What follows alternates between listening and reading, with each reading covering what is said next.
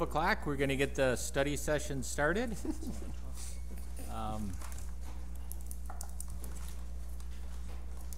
President Hudson. I'll know Monday. I have items number 10 through 14. The first one is relative to body cams. So, Chief, there may be some questions. Do you want me to wait for questions, Counselor, or do you want me to just go over the? No, could you give a little overview of the, Give us an overview. of the program? Sure. This is a field trial program that Axon puts on throughout the country. It's free. Everything, there's not one penny exchanged here during that 1 year period. It includes cameras, equipment, chargers, storage, and everything for free for 1 year. At the end of that year, you're under no obligation to purchase them or go into a contract with them. However, if you do, the numbers are right in here. The reason the first year startup is a little bit more expensive is because we would be buying that mounting equipment and chargers and things like that we wouldn't need the second year, the third year, or the fourth year. And we're working with about 100 cameras. We talked with our technology division. The last thing we want to do is roll something out that doesn't work, that's over our head. So we talked with technology to find out exactly how many cameras they believe they can handle in a successful way, and 100 seemed to be the number. But don't you already have, we have 15 out there already, right? We do have 16 that we purchased ourselves from VView, another company. That company was Axon merged with them last week. So we do have those cameras, but I don't think they're going to function on this platform. So. I have a question. After the first year, do you foresee us going to bid for this or for going straight with Axiom? Don't know. We don't know this camera company, although it's big. It's one of the biggest ones out there. So that's one of the benefits of field testing them is to see how the equipment works, how it interacts with the officer and the public, but also it'll give us a good handle on the storage fees for 100 officers carrying these cameras. The storage fee can be quite costly, but this will give us a gauge as that. So the answer to your question is I have no idea if we would go with this company at the end, but it certainly would give us a great gauge on whether this is the company, whether this is the best one out there, both price-wise and efficiency-wise. But by participating in this, you're not under any obligation to no, work with them in the future? Correct, Counselor. The contract's been looked at by the attorneys, and there's absolutely no obligation whatsoever at the end of the year. And I will have a follow-up. So the 16 previous ones we had, are they just void now? They kind of are. And again, because Axon merged with them, they may come back online, but I don't know. They're a totally different technology, to be honest. And then my last question is for storage. I know that some of the things are stored for a certain time period. How long would this storage be for these? Sure. We have a draft policy, which I'd be welcome to let you look at. But in that, I don't want to reveal all the things. I know we're on TV here, but part of that draft policy does mandate 6-month period for all storage. Okay. And then obviously if it becomes part of a case or a claim or something like that, it would go beyond that. But 6 months for all storage. Okay, and then it deletes. Correct. Okay. Yep. How would it operate? So how many officers are in the field at a given time? Would this be enough to cover, all the officers you'd have out at any given time, or would, how would you prioritize who has cameras and who doesn't? Do they switch between officers, between shifts? I mean, they don't take them home with them, kind of thing, is it? Correct. With 100, we'll easily be able to handle the largest shifts, and to be the patrol officers that are out there on the front line. What we're trying to do is have each officer have an individual body cam. You almost have to do that because once they're out there for 8 hours, the battery's going to be gone. It lasts about 8 to 10 hours, and you're going to have to put it in the mounting station and recharge it. So it's not like another officer can come in and grab that. Another officer on the following shift, not the next one directly after that, could grab it. So we may do that. But the answer to your question is 100 will give us enough to outfit, I believe, every patrol officer that's out there. The patrol officers you see in the car, the marked cars, the ones that are really interacting with the public. Great. Mm-hmm. So in theory, they could share a camera as long as it was charged and ready to go. It's not like it would be like a gun. You don't change guns at the end of a shift. That's right? correct. Yes, in theory, they could do that.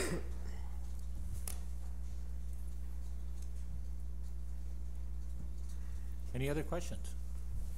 Is there any, I remember being in a meeting a year ago where somebody mentioned a free trial of cameras for a year, and there was mention in response of, well, free in the short term doesn't always mean it's the least expensive or most affordable or the best financial choice in the long term.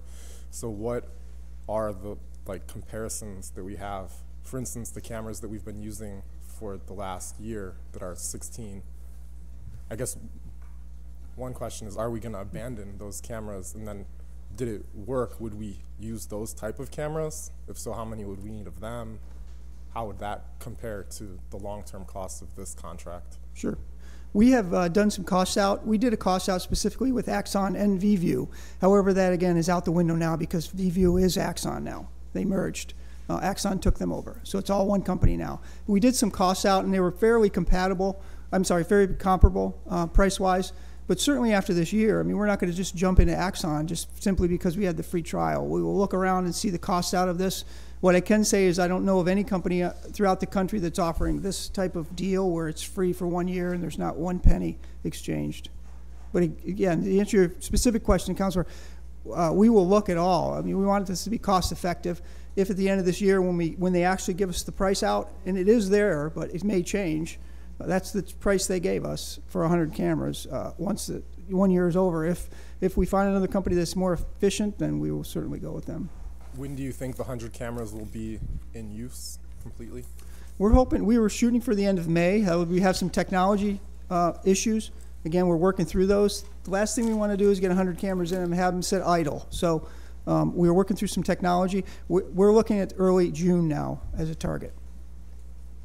And then the short description says national field trial. Is this in some way like with the national, like the federal government involved, or is this just a branding for the company? How is it a national field trial? Sure. This is a privately held company, and they do this field trial throughout the country. They offer this with obviously their goal at the end of the year is that you love their product and you go with them, but they're doing it all over the country. There's no federal monies involved or anything like that, as far as I know. Thank you. And regarding storage and stuff, will there be an auxiliary report or something that will come to us regarding all those kind of other details regarding it? I was also curious, is there a policy on-off when the officers are required to have them on or off or any of that stuff? Correct. That'll be in that draft policy that I can show you. That's right in our policy because that would be determined by us whether they can turn them off or whether they can leave them on all shift long. But that's right in our policy. Okay. Yeah, I'd like to see that. Sure.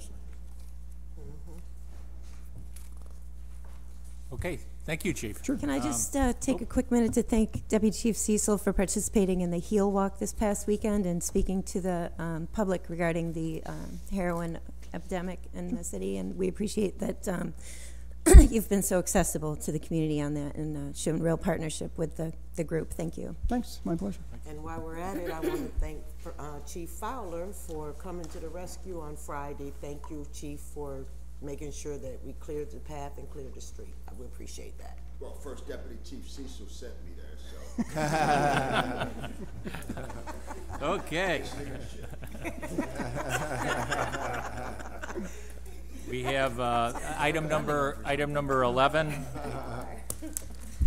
Item number 11 are the DASNY cameras up in the Holly Green area. Yes, this is another camera project, COPS camera project. It's 19 cameras for the outer Holly Green. Part of the Holly Green neighborhood already has them, so this would be Green and Townsend. And there's also several of these 19 cameras will be going up James Street through Eastwood.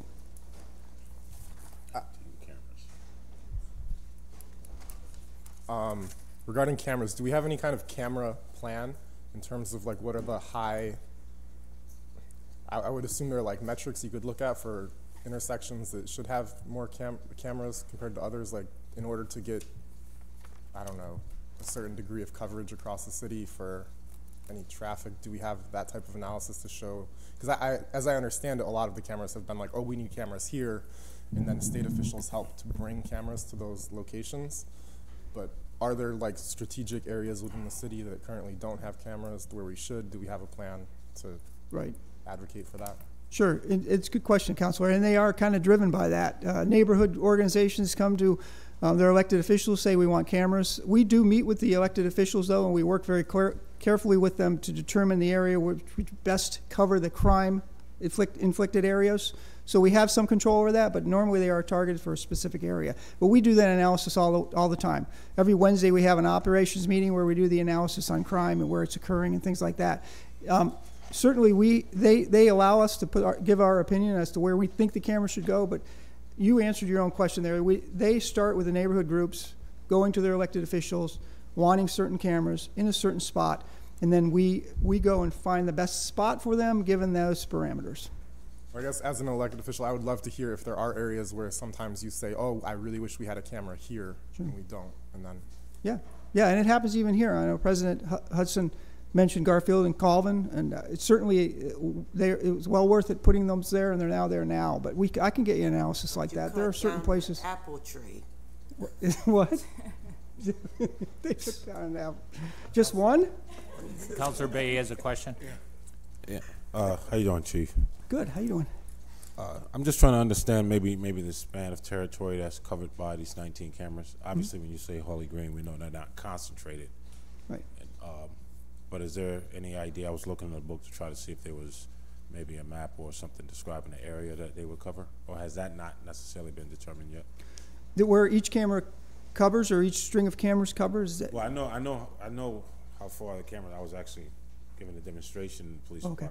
But 19 is a lot, so I'm trying to, the territory that is that covers what I'm talking Absolutely. What they do, and I don't have the map with me, but what they do, he just gave me the number, but we have a map that goes with this. It'll show you the exact spot they're going in if you need to see that. Sure. Yeah, appreciate it. You bet.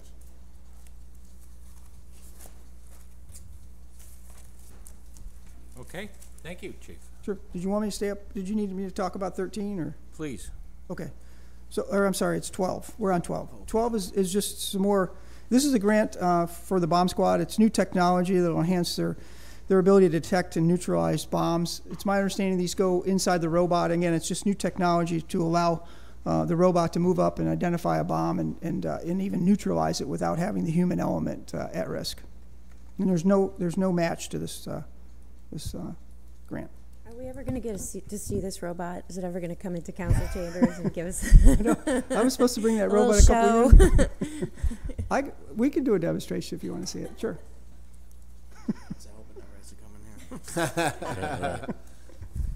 Okay. How about item number 13 for the fire department? Thank you, chiefs.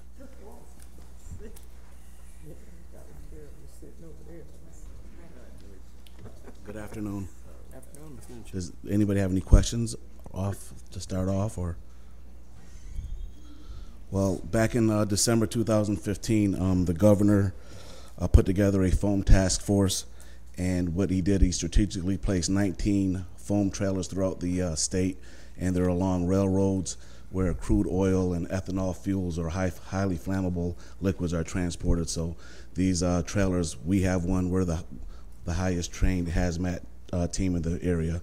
So if there's an issue, if the state calls this task force to become active, we take this trailer and we go and we put out the fire.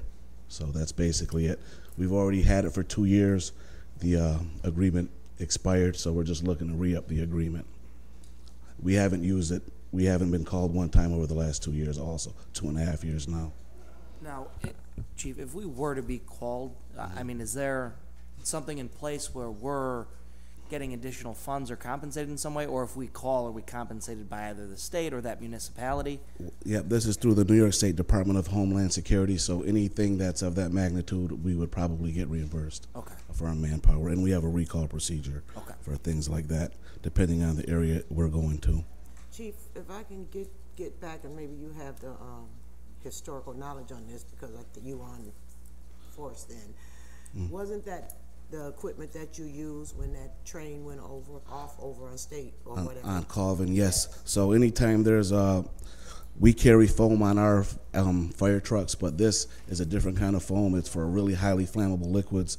So anytime there's something of that magnitude with the oil or ethanol, alcohol-related fuels, This is a different type of foam, and it's easy to transport. We put it on one of our mini vehicles or our SUV vehicles, and we can get into tight spaces where our apparatus can't get into. And there's just one trailer, is that correct? Just one trailer, yes. And like I said, we haven't been deployed through the state for 2 years, so it's kind of a safeguard for the state. Okay, thank you. Number 14. Also, number 14, we wrote a grant, and we go on a lot of emergency medical calls, and we're mandated by the state to report. We do a lot of electronic reporting. All of our alarms get reported through the state through this through our software, and so this is just a grant to be able to have some different software. We're looking at upgrading our system to better accommodate our needs to mandating reporting. One of the things that sort of stuck out to me was it specifically said it was for stroke care. Is there specific data that needs to be shared because of that? Ryan, I believe we track a lot of different calls. This particular grant, I mean, like the information says, we'll be able to track the stroke calls based on this software. Yeah, so this software would track any and all calls that they take. Specifically, it's being sponsored by Stroke Care, but they will be able to use it for all of their calls. Okay. Yep. All right, thank you. And like I said, we're in the process of upgrading our whole electronic reporting system, so this is just a portion of our medical part. Okay. Thank you, Chief. Thank you. Councilor Rudd. I have items 15, 16, and 17. Dave Clifford, would you like to introduce? Good afternoon, councilors. Afternoon. Item 15 is a settlement of a certiorari, a number of years of certiorari proceedings. I would assume you'd want to go into executive session to hear from council concerning that settlement. Item 16 is to authorize us to hire an appraiser on another property. This is the former newspaper building. Well, it's still the newspaper building. They still print the newspaper there. It's under new ownership. We had settled this in 2014. The new owners didn't agree with the settlement, and they've brought this case back. So that's why we're asking. There's still, even though it's under new ownership, it's still, like, Chris, you guys still print the newspaper. The newspaper, right? yeah, the newspaper occupies over half the building. They rent it back from the new owners. Okay.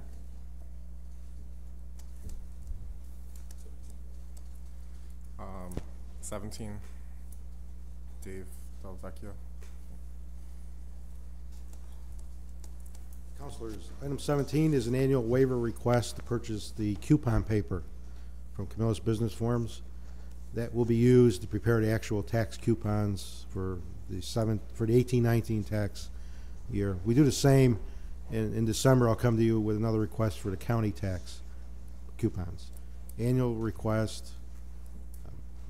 The coupons are compatible with the bank for scanning purposes.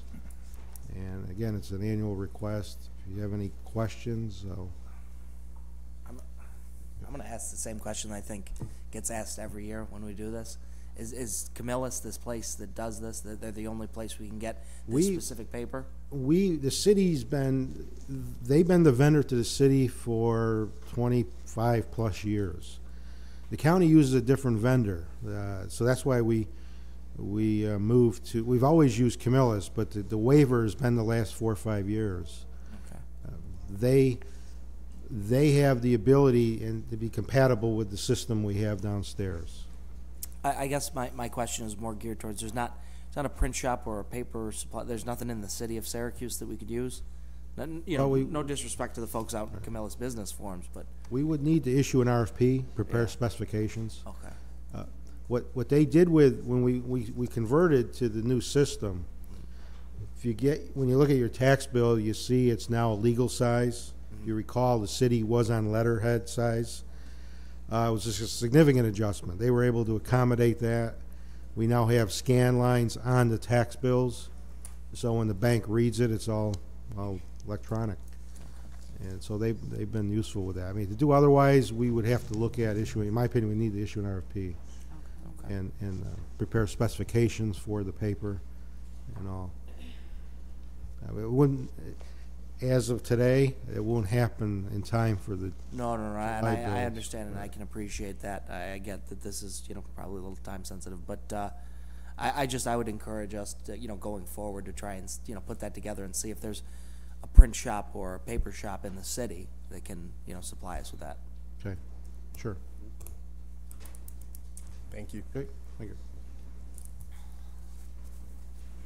Okay, Councilor Green.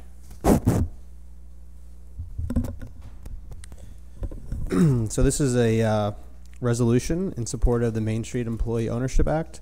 So this is a bipartisan piece of legislation that just went through committee, so it's expected to be introduced sometime soon. And essentially what it does is there are many small businesses around the country where the owner is nearing retirement age and doesn't have a succession plan. So this would make it easier for the employees to actually buy the business from the owner. So instead of having the owner sell it and have it potentially close or lose those jobs, the employees themselves could own it. So what this really does is it allows the SBA, the Small Business Administration, to do a better job of allowing the financing to be in place for the employees to own it. Right now it's very difficult for it to do it. So specifically, it improves the SBA lending. It improves the transition period for when the employees would take over the business. It makes SBA 7A loans more accessible.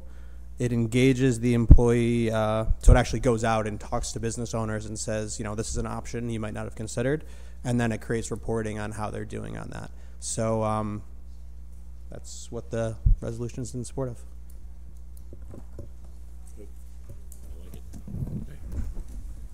Councilor Carney. Thank you. I've got items 19 through 36. All right, I got a lot of them this week. I'll be up here a while. Good afternoon. Number 19 is for us to enter an agreement with Onondaga Earth Corps.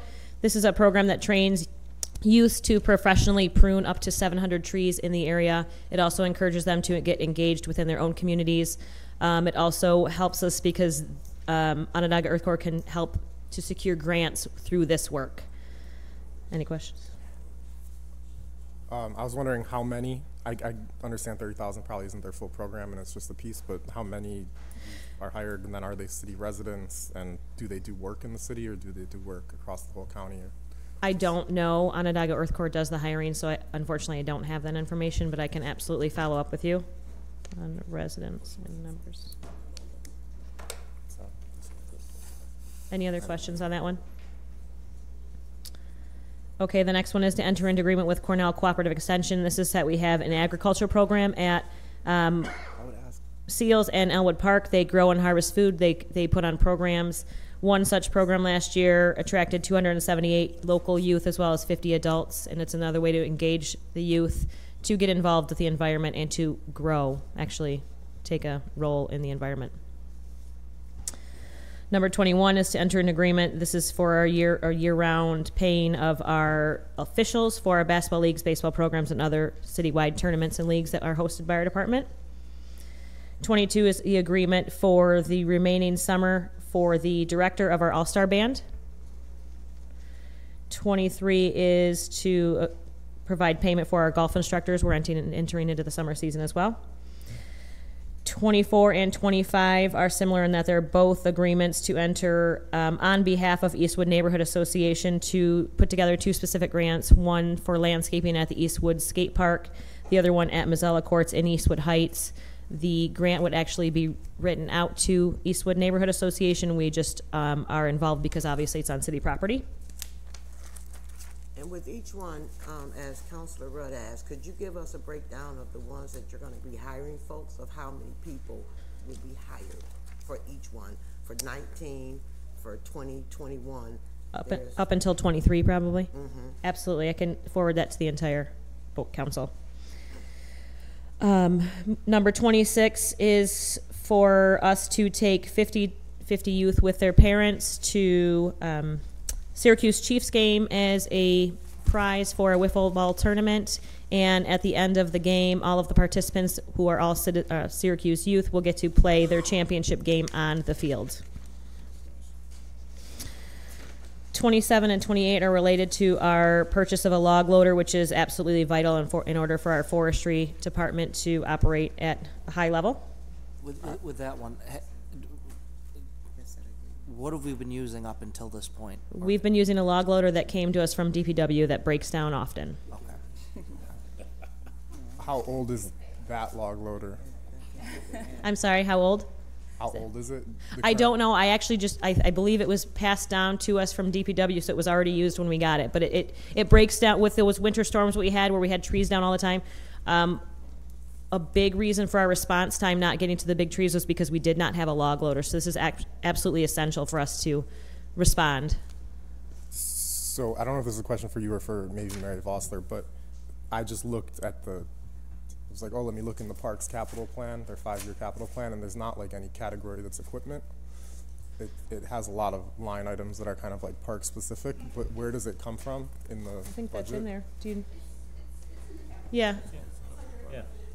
I think it's called apprentice log loader. Counselor, There's 2 capital. cash capital and bonded capital. This is in the long-term bonded capital. That's why you're bonding for it. And then there's cash capital. But they're not both in the capital plan? No, they are in the capital plan. Where would I find it? And can you show me maybe after Sure. where it is, and Yep. just so I understand, because I didn't see it when I first looked. So this is something that, and it also seems like not totally planned, right? So I would almost expect it not to be in there, but. It was planned. It was planned. It was planned. Okay.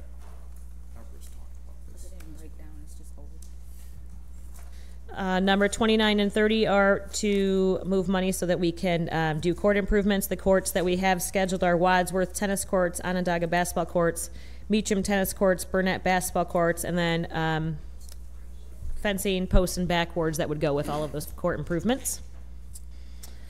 31, and I can answer. Before we get further, can I just, the useful life of a log loader, could you just share that? Like, do we expect to buy another one 5 years from now, 10 years from now, 20 years from now, just so I know? That's all. Thanks. I can get an answer to you. And I have a question for 29. Do you have a schedule for the court updates? It's in your package. Everything is in there? Okay. It's on, number 30 says there's a schedule. Can't listen to short tell too many. Useful life of a log loader. Number 31, and I can answer the same question in the email, but that is for the instructors of our youth, adult, and senior fitnesses, which covers our senior fitness, Zumba, yoga, fit programs, and all of our after-school youth programs. And again, I will address that as well in the email with how many residents. And I just want to ask this question. We have diversity included in that, correct? Absolutely, I can.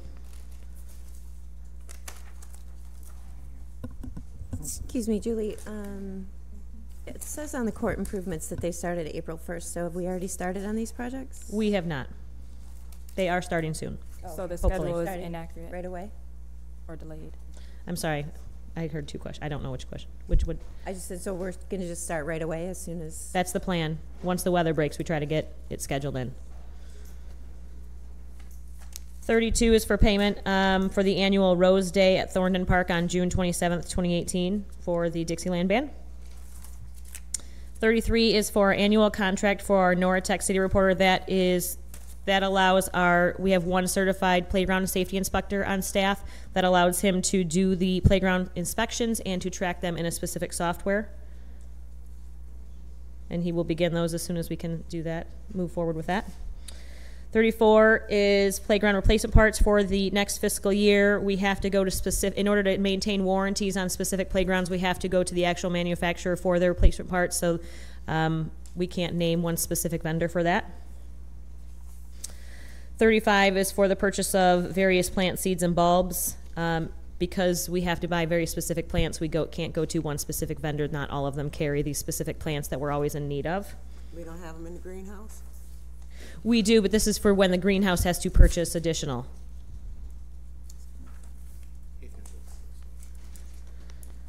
And then 36 is just for throughout the year when our rec programs, our youth centers have to purchase anything.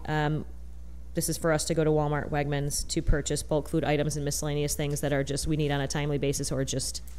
And just from my observation, and I'm just coming from a labor side, the Walmart part is the problem I have. Because if we're gonna be participating with Walmart, I would like for participation with someone that pays their people a wage that they can't go get food stamps. Okay. So I have a problem with that. Julie, can you jump back to 33 for me a little bit and just tell me a little bit about this NORAD City Reporter? Absolutely. So playgrounds, there's a CPSI, it's called a Certified Playground Safety Inspector, and that is an individual who can go into playgrounds and see that there's not choking hazards, that there's minimum surfacing requirements, that there's fall zones. So we have a person on staff who has that. We are trying to we have a second one because we're actually hosting the statewide certification course at the end of the year. But that person then, it's a very lengthy, each playground could take up to a day. So this is software that assists them in checking every single painstakingly detail, from the screws, the bolts, the slide, the width, the height, how much space is underneath. So this is software that helps them track it. Have we tried it yet? Have we had it before? We used it last year. So last year he was in quote unquote training, because it's a very lengthy, it's a very extensive. So last year he used it as a test to do a few playgrounds. This year we'd like to really have him do one playground a week if we can. It's going to speed things up? Yes. Well, and we also then have a record of it. It's instead of just pen on paper.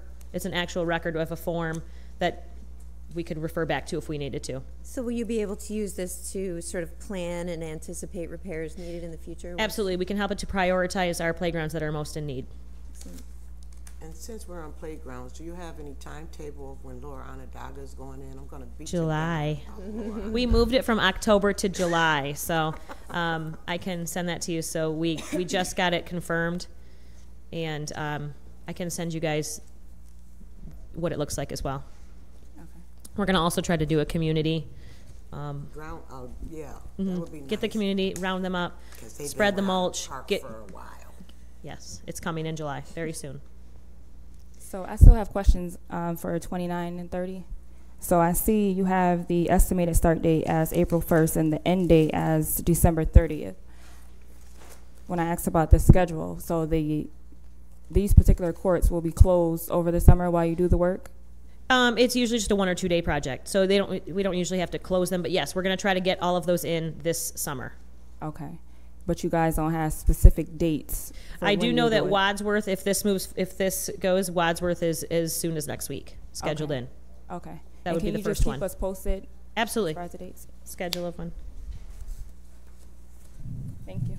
Absolutely. And then I just want to make a plea, or just let you guys know that lifeguard-wise, we are at a critical point. We talked about this a few months ago or so, but we are at a point right now where we're about 40 short of lifeguards. And that's hiring from within, outside, all available sources. We have one recert class coming up, but that would be for somebody who has a current certification who's expiring. But just to let you know, that's the situation we are in right now. I don't think we have to close a pool, but we may have to cut back on some hours or weeks of operation. It is a shame. And before you leave, let me ask you a question, because I know this 27, 28, they're all in capital projects. But just out of curiosity, because I know there's a lot of different things that as a city we can write grants for. Is there a way that you're writing grants for some of these things? I don't think that we've ever addressed equipment in any grants. Equipment, have we ever addressed equipment needs in any grants in the past? Well, I guess it kind of depends on what were you looking for. Nothing in particular, but I've learned over the course of this past year that there's a lot of things, and if you look in DPW, there's a grant written to offset one of the trucks. So I'm just curious to know if there's grants that we can get to offset some of this equipment. I'm sure there are some for some equipment. Okay, that's Okay. the question. We're always looking for grants. We're never not looking. Any other questions? Julie, for the lifeguards, is there any way you could put together like a flyer of the relevant information for the lifeguards that we could put out on social media? Absolutely. I communicate with the mayor's office this morning that we're going to try to put something out, push it out, because obviously we don't want our pools to be affected. So when we get that put together, I will also forward that to you guys. Great. Thanks. Are there still classes being offered in other places, even if we may not necessarily be at other places, I would have to check. It's kind of getting late in the season. Usually, you have the county parks and the state parks and the YMCA are usually the big ones who are offering them. Boy Scouts do their own, and their certifications are allowable within the pools. I would have to check, but Yeah, I'm not sure. Is our pay comparable? Is our rate comparable? I'm sorry. Is our rate comparable to the other? It's much more affordable. Yeah. Much more affordable. Pay scale for the lifeguards. I haven't done a comparison. I do know that state parks and county parks usually are pretty high. It's a pretty high rate in order to attract them. I don't think that ours is on the higher end. So maybe for next year we should look at just what the appropriate pay scale is. And thank you for all your work. You seem to be doing many things and getting things done, and I appreciate your hard work. Thank you. You guys keep me busy. Thank you. Okay, thank you. I will handle Councilor Ryan's. Commissioner? Number 37 has to wait for the public hearing on June 4th. Thank you. That one's past us then, coming up. Number 38 is amending the parking garages, yes.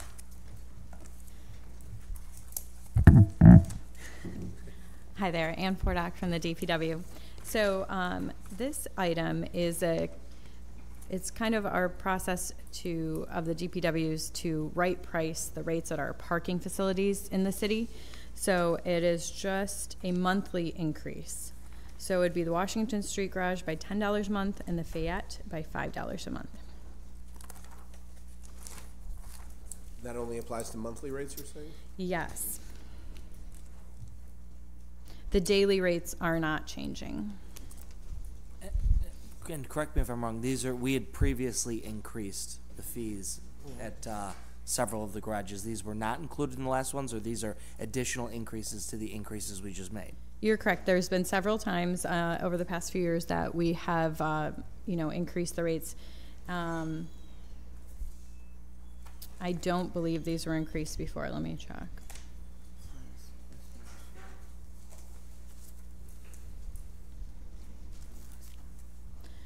Based on the information I have, I don't think these were in the previous ones you mentioned. Okay. I'll go back and look too. Okay, number 39, the recycled. So this is a recycling grant that the New York State DEC provides for anything that is recycling related can be grant eligible up to 50%. So we were actually, it was already in the capital plan to buy this packer for recycling. So we're just going to take advantage of a grant program that exists and get 50% reimbursement. Cool. Is there a cap on the amount that you can put in? I mean, could you put in for 10 of these? You could conceivably put in for 10 of them. Okay. But they would have to be solely used for recycling. They could not be used for trash. So that would be the main caveat there. Okay. 40.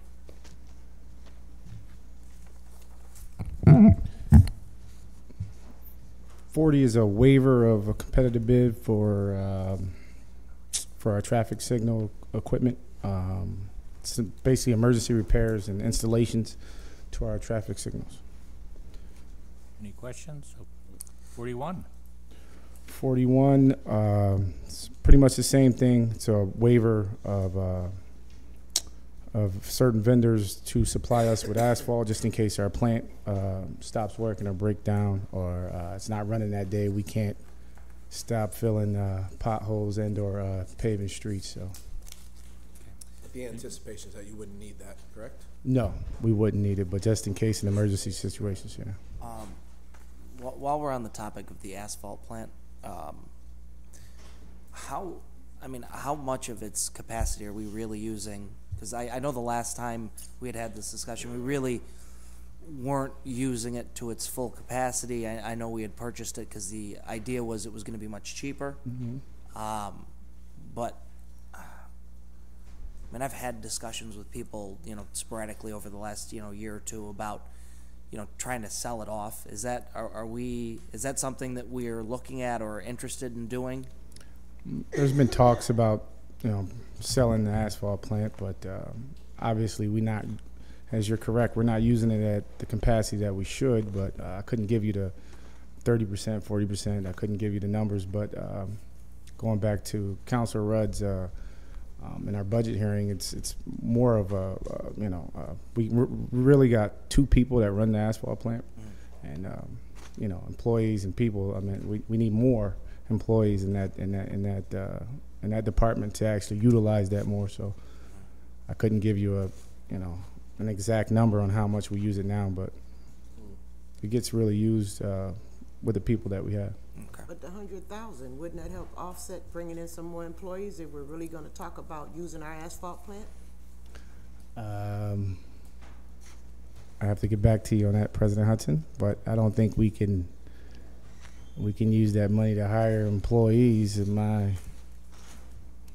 Well, you can get back to us, but I just wanted to know that, because if we're talking about hiring employees and using the asphalt plant, and we're going to waive competitive bid for $100,000, then we could do it ourselves. I think it'd be more than $100,000 that the employees would be.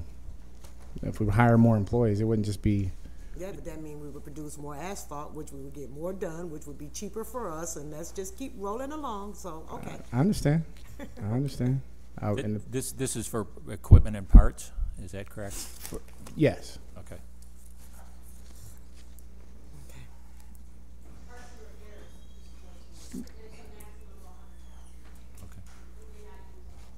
Exactly going to what you're saying. If we Okay. don't need it, we won't use it. Number 42?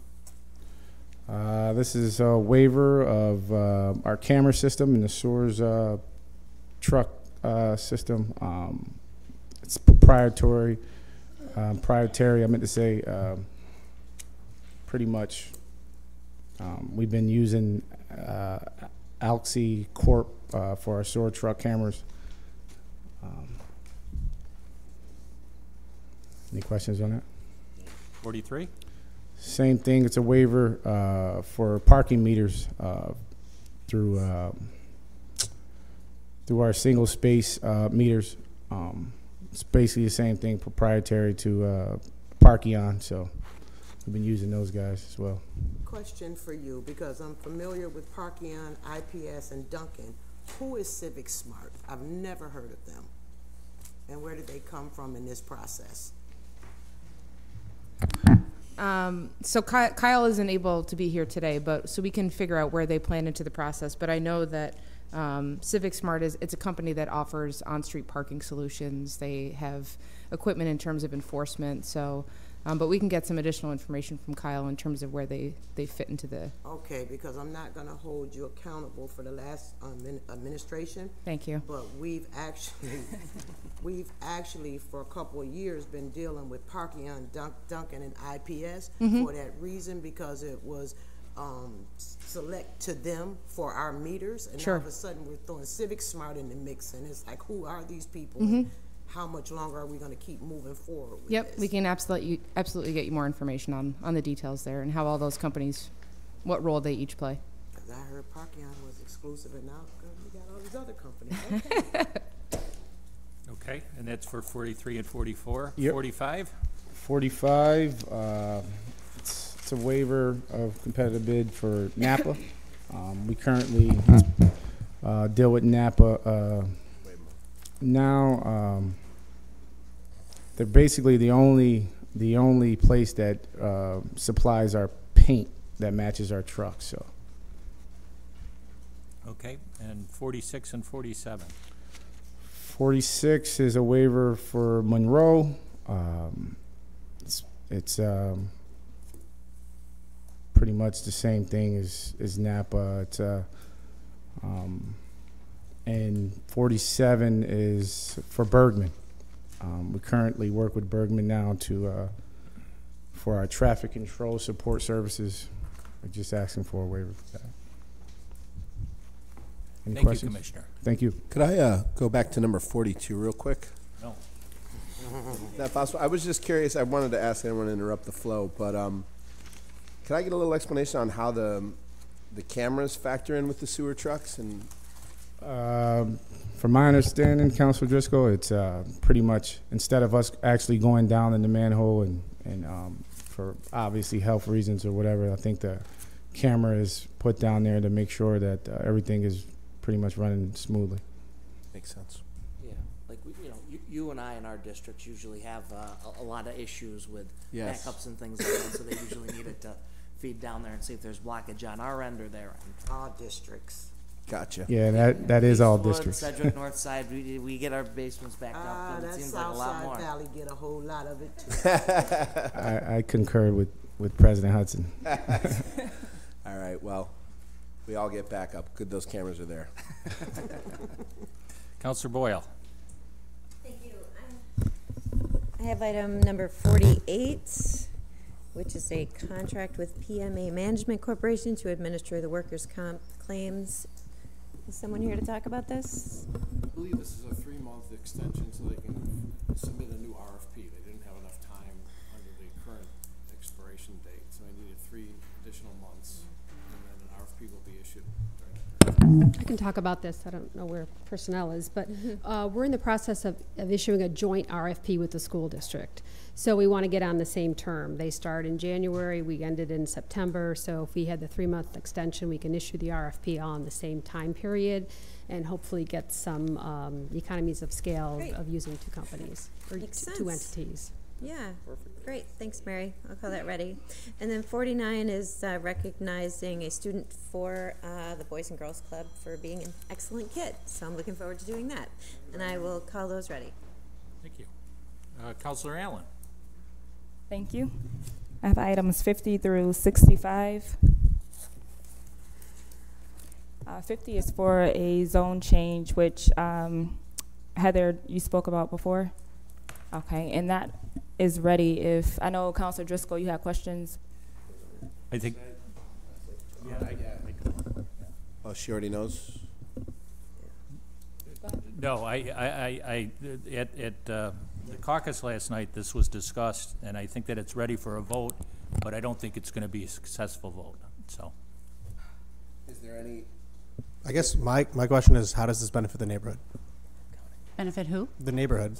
I guess there was little understanding about why they're asking for this change. I mean, we can see the obvious ones to get it under the wire before rezone happens, and they can sell it in any which way they choose. But is there any other reasoning besides that you're aware of that would justify this change in zone? Yep, so I think their letter, the request letter as to why they wanted to change is in the packet, and if it's not, I can get that to you. But with respect to a planned development district, that was to enable them to have a specific comprehensive plan of a large area of land to proceed with the warehousing and office uses. Now, in industrial, that is allowed, and they want to change it back to industrial so that every time they make a change, they don't have to go back to the Planning Commission. What happened was United Auto was the original land development district. They sold the building, or they are renting the building to City Electric, which is the same exact use as that warehousing distribution facility of those small parts, and they requested to change it back to industrial because they didn't want, basically every time there's a change, they wanted to just not have to go back to the Planning Commission. Okay. I don't see the letter in the packet. So Okay. Maybe you could send that to us. Yes, yes, I will. Was it, I don't want to speak out of turn, but was it your, obviously, recommendation that they remain as the planned?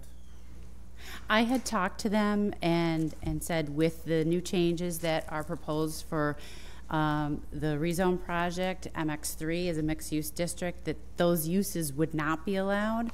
And just to remind the commission, or the the council, with the planned development district, you know what that plan is because it was approved by you originally. So it's part of a more comprehensive, it's kind of like a mini,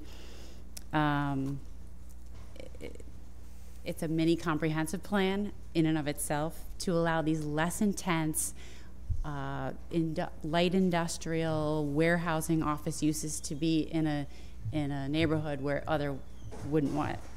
wouldn't otherwise be compatible. So Cathedral Candle is one of them, and Steropharma is the third one, and this was the second one. Okay, I see a letter from Steve Cullick with City Planning. Is that the letter you're referring to, or is there a letter from the? It is from United Auto. It is actually on behalf of United Auto from James Trasher from Clough Harbor, who's representing them in this application. So I can get that to you. Okay. All right, thank you. And now 51 through 65. Commissioner Pasquale. Stephanie? Thank you.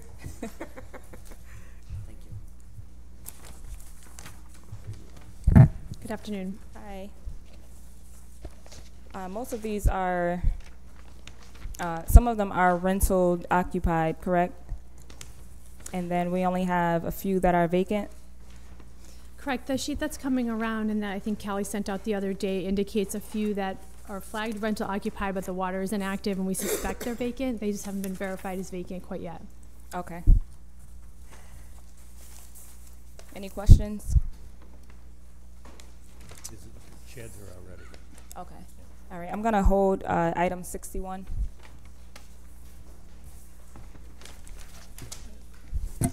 And say that again.